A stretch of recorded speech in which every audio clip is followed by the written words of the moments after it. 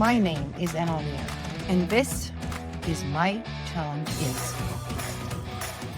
After working with over 800 clients to help them overcome anxiety and depression, I have identified about 17 main beliefs.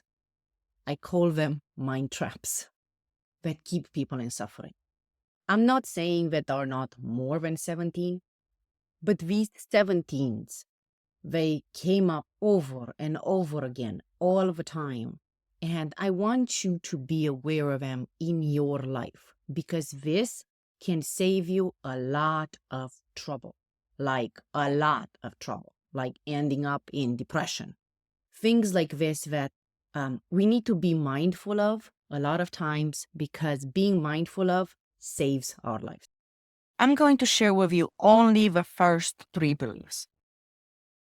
If you do want all 17, make sure you go to antidepressioninstitute.com where you can get them for free.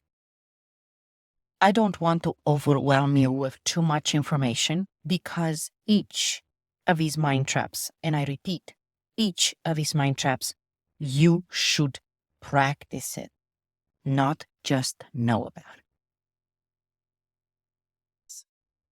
So let's start.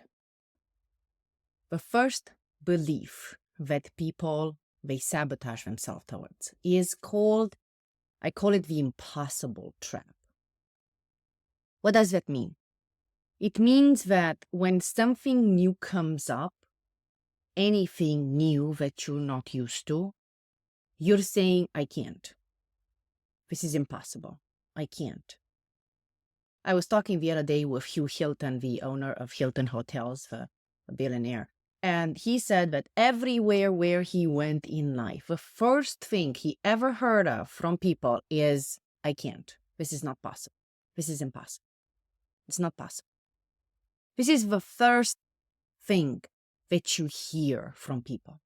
And the problem here is that you don't understand that any time when you say, no, I can't, no, it's not possible, no, I can't do this, you're practically cutting off your legs. Your mind stops thinking. Let me tell you one thing, guys. If one person did it before you, so can you. Why can't you? I tell people all the time that they're telling me, no, it's impossible to overcome depression. If one person did it before you, why you can't? Why it's not possible for you? So here I want you guys not to cut your own legs thinking that something is impossible, because nothing is impossible. Look at Elon Musk, who's doing impossible things. He's the first person in the world doing impossible things. Nevertheless, he does it, right? So everything is possible. And think about how you can resolve a problem. Not saying, no, I can't. Yes, I can. How can I? Ask yourself, how is it possible? How can I do it? Now, just imagine that this is number one belief. This is number one mind trap that keeps people in suffering. They don't want to get out of suffering because their mind shuts down when it's about to solve the suffering problem. So I need you to be very mindful of how many times you say no. How many times you say I can't. How many times people around you say it. Please put it somewhere in your phone, record it. How many times don't you hear it over and over again? And this is only cutting off legs, cutting off possibilities, cutting off opportunities. The second mind trap that I see, the second belief that keeps people down, is I can, but. Here comes the excuses. Why it's not possible for you.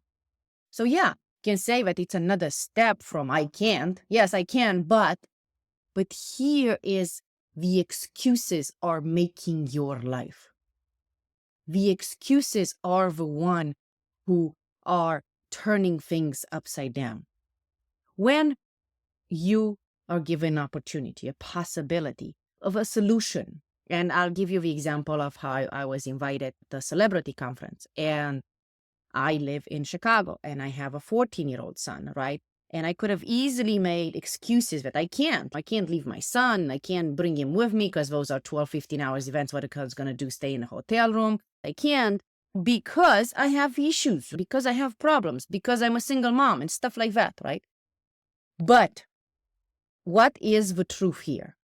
But yes, I could. That yes, it was possible. And this was just an excuse. Now, my question is, do you want it bad enough? Because if you want something bad enough, there is no place for excuses. There is no place for excuses. For me, I'll take it. I'll go there. I'll go to a celebrity con. I don't belong there. I don't know what the heck I'm going to do there, but I'm going there because I really want this.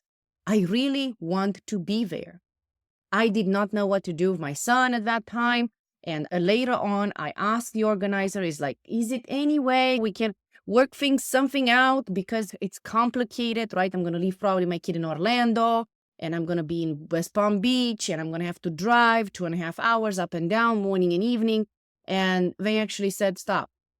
You want to come? Yes, I really want to come. I'm coming. But I just don't know how to do in this situation. They said, no problem, bring your son for free. I said, say what? This is a celebrity conference where nobody gets in for free, except for celebrities. So this is how a 14-year-old ended up at the celebrity conference. So things like this that don't find excuses why you cannot. If you want something, if you truly want something, make the decision to do it and then figure it out. And everything is going to work out because the universe wants to test you all the time. Are you ready? Are you really ready for this? Take this first step and then everything solves for you. If you're making excuses, it only means that there is something you don't want bad enough. And a lot of people, they don't want bad enough to get out suffering. They just want to suffer some more. It's unfortunate, but it's their life and nobody else can tell them what to do with their life.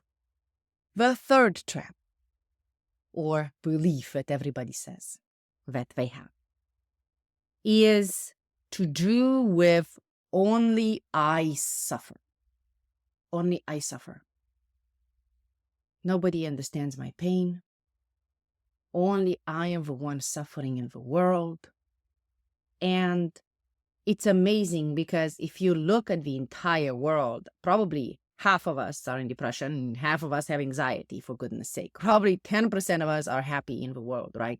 So if you look at it, the fact that you believe that only you suffer, it's only a self-sabotage. Because you isolate yourself, but you don't isolate for healing like I usually suggest. Isolate yourself for healing in a strategic way, follow this formula and stuff like that. No, you isolate yourself because you have compassion for your pain. And I'm not joking. People have compassion for their pain. It's like a sweet poison for them. And they just dread into it and they get deeper and deeper. It's like it's always that very sweet poison. And they have compassion not for themselves, not for the people around them, by the way, that suffer too. When they see you isolating yourself and they see you suffering, everybody around you suffers. They don't know what to do to help you. This is the truth, right? But you actually end up with having compassion for your own pain. So this belief, I call it the cocoon belief, where you are cocooning yourself, but not for growth, like a cocoon, for dying, for slowly dying from the inside. And this is what depression is, a slow death of self.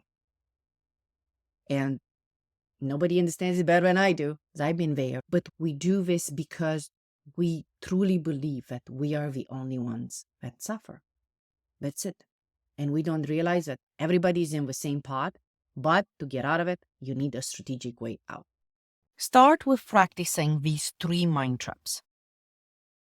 Look to see where they happen in your life. Ask people around you to let you know when you're using them unconsciously. Start with little steps. And if you do want all 17 of them, make sure you go to antidepressioninstitute.com to get them. But the same way, practice them. They will save your life from any kind of suffering. You're listening to My Challenge Is podcast with Anna Lanier. If you have a challenge in life, and if you would like to get your answer for free, make sure you go to mychallengeis.org for your free answer.